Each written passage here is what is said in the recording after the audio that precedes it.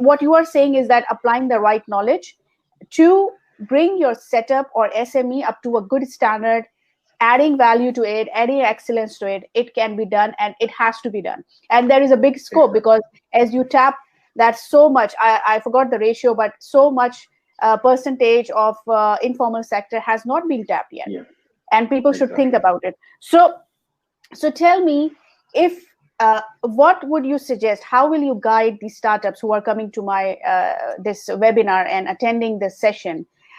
How should they plan? How should they strategize the whole concept before even going to informal sector? Let's take an example of anything. Somebody who is selling coconut water, somebody who is selling clothing. What strategy should they place in? Maybe you can use the chart you have, or maybe you can speak out. That will help them to structure the whole thing in one page first, to have a blueprint, and then move forward. Good. Now, we have a lot of people who have various brilliant ideas. Now, I believe you rightly said in your earlier presentation how a lot of persons want to develop apps, and you realize that much of the ideas that are being generated among the youth of today is focused and directed towards the corporate space. Now, you can still use that knowledge, identify businesses within the informal sector, upgrade, place value on it, and you will soon get a buyer. It's all about innovation, creativity, and value addition. That is the basis of business. Identify that item within the informal sector you feel people are not placing value on, and left on the raw state. Because of your knowledge and your know-how, you will be able to think outside the box. See how best you can add value and package those items. Now, business is about packaging. It's about quality. It's about presenting the best customer service out there. It's about presentation. It's about branding. Sometimes just at the name of mentioning your brand, someone just wants to associate with your work. All right. And so these are the qualities you need as a startup entrepreneur. Integrity is key. I never want to talk leaving out ethical values in business. When you miss the ethical and moral values in business, you might not stay long within the business space. So as startup entrepreneurs coming up, in as much as you have the knowledge or idea alone cannot sustain you through your business life. The soft skills, and like I always say, I place about 70% importance on soft skills than hard skills. Because if you have the hard skills, which is the knowledge you have, without the soft skills to know how to even relate to customers, who comes to you to make use of the valuable products you have? Okay, true. And so we need to spend a lot of time on soft skills. For instance, information dissemination, just like you are doing on your platform right now. How many startup entrepreneurs have probably logged on right now to want to pick up information to use it to drive their businesses? All right. Should you have posted that you are giving out soft loans or free loans as startup capital to startup entrepreneurs or prospective startup entrepreneurs?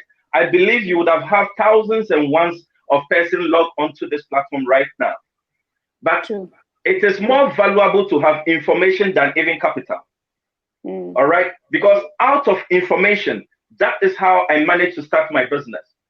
It is mostly said that some people started business cashless, and people want to ask questions. What do you mean by that? Right. If I want to start a business today and I have my idea and I don't have the capital, meanwhile, I'm talented to know how to polish shoes, for instance. What stops me from going out there to start polishing shoes for people to raise capital? All right. I'll take myself, for example. When I got all the whole idea out of school with all my brilliant credentials and didn't have the money to start off immediately, what I did was going to offices and professing to them I can supply them with stationaries. So based on integrity, I went out to vendors in office stationaries to let them know that I don't have the money, but I have the contracts. So if you can aid me to supply the products, make your money and give me my profit, I'll be glad. It was quite challenging because of the mistrust in the environment where some people take products, go supply, and never go back to pay. There was this particular man I went to, he just opened his drawer and showed me a lot of bounce checks of people who came for credit products and never came back to pay.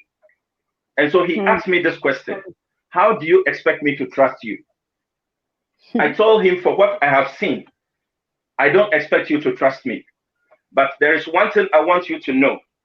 I come from a background that does not have money to be able to support me to further my dreams in my life. The most terrible thing I could do to my life is to be ungrateful. And so listen to my word and trust me for this. The man looked at me and then gave me the product. I supplied it and brought the entire money to him and then asked him to give me my profit out of it. I persisted in this way until a point in time he can give me goods worth millions to go supply and bring back his money. That was how I raised my capital. All right. So you can start business cashless depending on how you approach it. All right. So to fellow startup entrepreneurs, the government might not be in the position to feed all of us with money to start our businesses.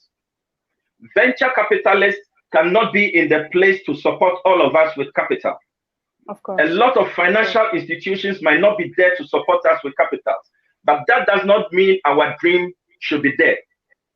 Go into any industry, no matter how mean it might look. People might look down on you today, but they will be the same people who will leverage and hail you tomorrow. The question is, 20 years ago, if I hadn't taken this step, I wouldn't have been here today. There are some people I met during those startup stages who will testify to this. Some of them got hooked up on the way because they were focused on the corporate environment and couldn't find the space in there. And their lives are still in a challenging moment because times run, but systems will remain with you. All right. So if you don't make an effort to bring a transformation to your own life, in 5 years and in 10 years, you'll still remain the same you who you are, you find yourself today. Until you put an effort, never expect a change in your life. That's so true. That's so true. I'm glad that you are addressing actually very key and basic areas where people stuck in and then they leave their dreams and hopes. Because I agree with you that all financial sectors, all the venture capitals will not be able, first of all, to cater everybody. Number two, there is a competition. That